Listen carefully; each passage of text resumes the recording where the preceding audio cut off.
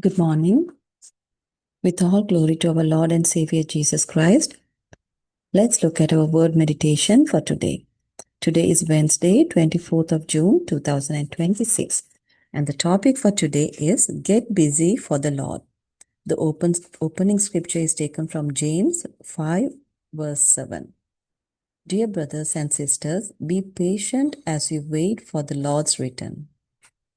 Jesus loves everyone, and he wants everyone to have a relationship with him.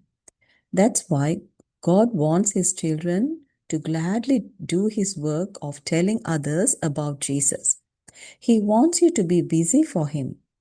Being busy for the Lord means loving others, sharing the gospel, and helping people know the Lord better. It doesn't matter how old you are or what situation in life you are in, you can still serve the Lord. You can pray for your friends, family members, colleagues, and neighbors. Be kind to them, obey your parents, and tell your friends, family, and your network about Jesus. Be passionate for the gospel. When you do these things, God is pleased with you, and your efforts will be rewarded with resounding success. Hallelujah. Let's look at another scripture from Mark 13, verses 35 to 36. You too must keep watch, for you don't know when the master of the household will return, in the evening, at midnight, before dawn, or at daybreak. Don't let him find you sleeping when he arrives without warning. Hallelujah. Please repeat this after me. I am diligent in telling others about Jesus and doing the work of the Lord. I live each day preparing for the coming of the Lord and bearing good fruits. In Jesus' name, amen. Hallelujah. Let's pray. Father God, in the name of Jesus, thank you for the word that you have shared with us today, Lord. Thank you for giving us the passion today, or increasing our passion to share the gospel more, to do the works of your kingdom, my Lord Jesus. Help us to be more fruitful for you. Help us to save others and bring them to you, my Lord Jesus, to show them the way to salvation. Thank you, Lord Jesus. Bless everyone who is listening and show them the calling that you have for their life, Lord, and make them walk in that calling of preparing others for you, making the path ready for the others for you, my Lord Jesus. In Jesus' mighty name we prayed. Amen. God bless you all. See you tomorrow. Good morning.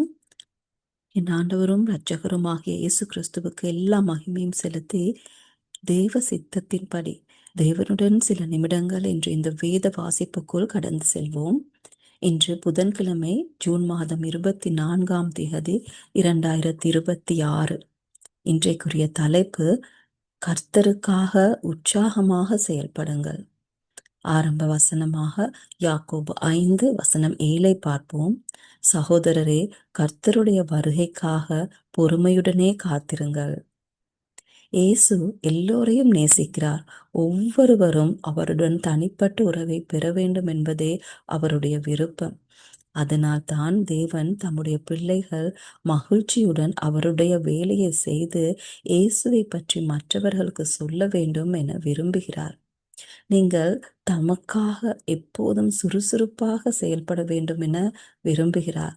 கர்த்தருக்காக செயல்படுவதென்றால் மற்றவர்களை நேசிப்பதும் சுவிசேஷத்தை பகிர்வதும் மக்களுக்கு கர்த்தரை இன்னும் நன்றாக அறியவும் அவரது வார்த்தையை அறிவித்து அதன்படி வாழ உதவுவதும் ஆகும். நீங்கள் எந்த வயதினராக இருந்தாலும் கர்த்தருக்கு சேவை செய்ய முடியும். உங்கள் நண்பர்கள், குடும்பத்தினர், அயலவர்கள் ஆகியோருக்காக ஜெபிக்கலாம். அனைவரிடமும் அன்பாக நடந்து கொள்ளலாம். பெற்றோருக்கு கீழ்ப்படியலாம். உங்கள் நண்பர்களுக்கு, உறவினர்களுக்கு, சக வேலையாட்களுக்கு இயேசுவை பற்றி சொல்லலாம். இவற்றை நீங்கள் செய்யும் போது தேவன் உங்களால் மகிழ்ச்சி அடைகிறார்.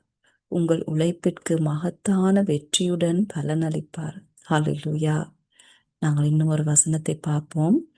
மார்க் 13 வசனங்கள் 35, 36. ஆகையால் விழித்திருங்கள். வீட்டெஜமான் மாலையிலோ நள்ளிரவிலோ சேவல் கூவுகிற வேளையிலோ காலையிலோ எப்பொழுது வருவார் என்று நீங்கள் அறியீர்களே. அவர் சடுதியாய் வரும்போது உங்களை நித்திரையாயிருக்க காணாதபடிக்கு விழித்திருங்கள். ஹalleluya. நான் சொல்வதை திரும்ப சொல்லுங்கள். கர்த்தராகிய இயேசுவை பற்றி மற்றவர்களுக்கு சொல்லுவதிலும் கர்த்தருடைய வேலையை செய்வதிலும் நான் சுறுசுறுப்பாக இருக்கிறேன். கர்த்தருடைய வருகைக்காக ஒவ்வொரு நாளும் என்னை ஆயத்தப்படுத்திக் கொண்டு நல்ல கனிகளை கொடுக்கிறேன். இயேசுவின் நாமத்தில் ஆமேன். நாங்கள் ஜெபிப்போம். அப்பா பிதாவே, இயேசுவின் நாமத்தினால் உங்களிடத்தில் வருகிறோம் ராஜா. இன்றைய வார்த்தையால் எம்மோடு பேசினதற்காக நன்றி அப்பா. பழைய வாழ்க்கை சிலுவையில் அறைந்து இப்போது கிறிஸ்துவே நமக்குள் வாழ்கிறார் என்பதை உணர்ந்து நாம் வாழும் வாழ்க்கை கிறிஸ்துவுக்காகவும் அவர் மேலுள்ள விசுவாசத்தினாலும் அவருக்காகவும் ஒவ்வொரு நாளும் ஒருவரை நித்திய வாழ்க்கைக்கு வழிநடத்துவதாகவும் இருக்க எங்களுக்கு கிருபை தாங்க இயேசப்பா. கேட்டுக்கொண்டிருக்கும் ஒவ்வொருவருக்கும் ஜெப ஆவியையும் சுவிசேஷ பாரத்தையும் இன்னுமாய் அவர்களுக்குள் பெருக பண்ணுங்க இயேசப்பா. அப்பா, உங்கள் வார்த்தை சொல்கிறது, உங்கள் ராஜ்யத்தையும் நீதியையும் தேடும் பொழுது மற்றது எல்லாம் கூட்டி கொடுக்கப்படுமே என்று. அப்படி ஒவ்வொருவரையும் ஆசீர்வதிங்க இயேசுராஜாவே. அவர்கள் தேவைகளை எல்லாம் தேவைக்கும் அதிகமாக சந்திங்க, காத்துக்கொள்ளுங்க, வழி நடத்துங்க. இன்றைய நாளுக்குரிய கிருபையால் முடிசூட்டுங்க. இயேசு கிறிஸ்துவின் விலையேற பெற்ற நாமத்தில் ஜெபித்தோம் ஜீவனுள்ள நல்ல பிதாவே, ஆமேன். God bless you all. See you tomorrow.